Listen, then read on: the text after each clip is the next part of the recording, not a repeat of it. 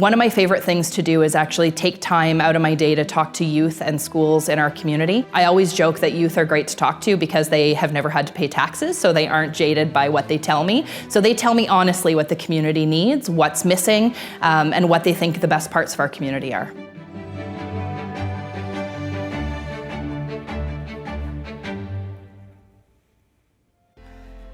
One word I would use to describe my role as mayor is rewarding. It's a tough job, but everything that I do in a day is really rewarding to the people of my community. Being born and raised in the town that I now get to be the mayor of is a pretty cool thing. I've got so many memories growing up here, and a lot of them took place just at the high school down the road, where later on my kids actually ended up going, which was pretty neat. I chose to start at Humber when I did because it was just the right time in my life. I was a counselor at the time and looking for a way that I could pursue education that would support the work that I was already doing as a counselor, and the community development program was perfect. I have so many great memories from Humber that it's hard to pick just one, but I will reference back to doing my capstone project, because with my capstone project, my final thesis work, I got to work alongside members from the city of Burlington and also some not-for-profit organization leaders, and really got some good mentorship in that research project.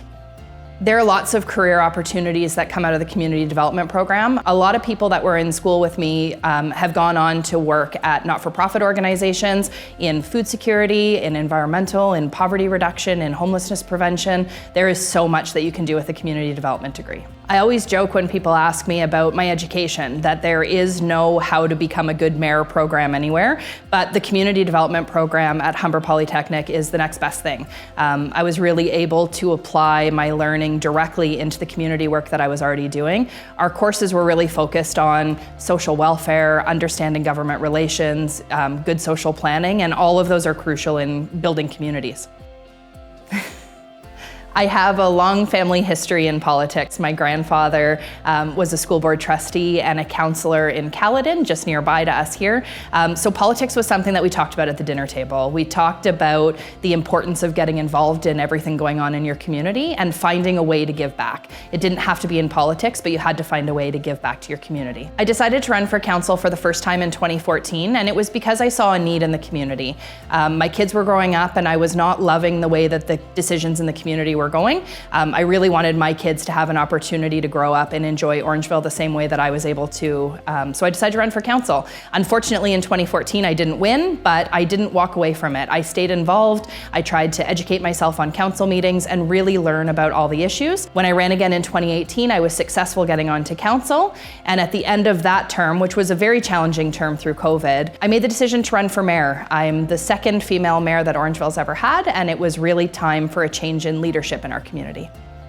It's a little hard to talk about a typical day as mayor because I think the one great thing about my job is that it changes every single day. There is always something new going on, but a typical day involves lots of emails, lots of communication with residents, often lots of meetings both with staff and residents and community leaders.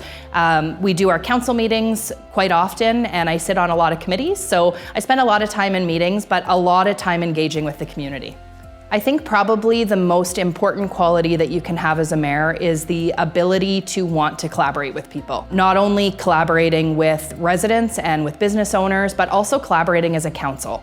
To be an effective council, you don't always have to agree, but you have to have this idea of mutual respect, and you have to be kind of moving in the same direction. I think the thing that I am most proud of in my time as mayor is leading the implementation of our Fare Free Transit program. In the town of Orangeville, we have Fare Free Transit. It started as a 2-year pilot, and we have just recently actually been able to expand it for another 2.5 years till 2027, so I'm really proud of that. There are a few things. So as mayor, one of the things that I've done recently is a Rooted in Community food drive. I rallied the community together in a time that the food bank really needed our support. And in a 3-hour food drive, we were able to collect over 20,000 pounds of food for our local food bank. And really it was the ability to rally the community together that accomplished that. Additionally, outside of my role as mayor, I'm really proud of the work that I get to do with Celebrate Your Awesome. I'm one of the founders and collaborators on our local Pride event, and I'm really proud of the work that we're able to do towards equity in our community. Orangeville is just about the best place on earth, and I know I'm probably a little biased, but we've got that small town charm close to the GTA where our community really rallies together when we need to. And I think that's something really powerful about our community that is very unique to us. We also really treasure our heritage and continue to try and preserve the history and aesthetics of our downtown core. That's a good one. I think that our town is what you could call charming. I think that's probably its biggest personality trait.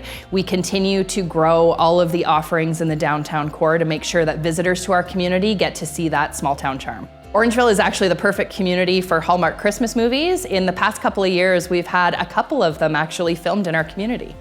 So I used the campaign slogan, Rooted in Community, and I continue to use it throughout my time as mayor because I think it's really important in this role that everything that I do be rooted in the community as a whole. So I use that when I'm really applying decision-making techniques, and I put that lens on everything that I do.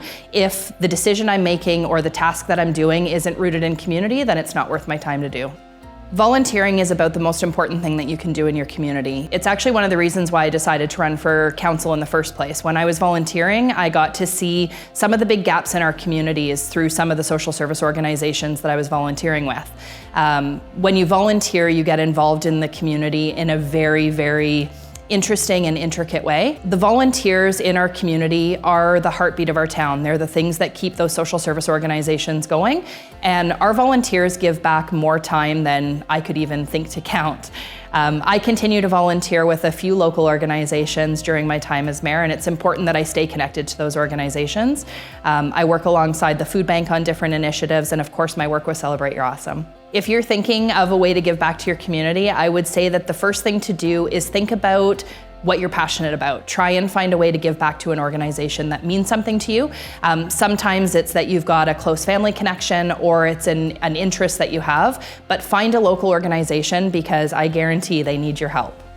There are a few big challenges with being the mayor. Obviously, I do carry the weight of the 31,000 people who live here on my shoulders. I want to make sure that they're all safe and secure, and that's challenging when I know that some of them aren't.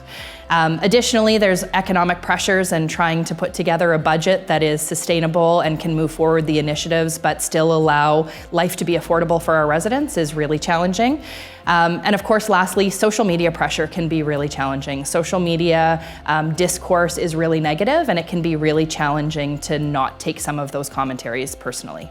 Social media is such an important part of what we do, and it's got its challenges for sure, but being able to communicate on multiple platforms gives me the opportunity to reach more residents. I know that I'm not going to find the youth on Facebook, for example, so I do make sure that I'm also involved on Instagram and TikTok, but utilizing Facebook for other demographics is a really important part. So communication is one of the hardest things to do as mayor. I really want to make sure that I can reach as many residents as possible.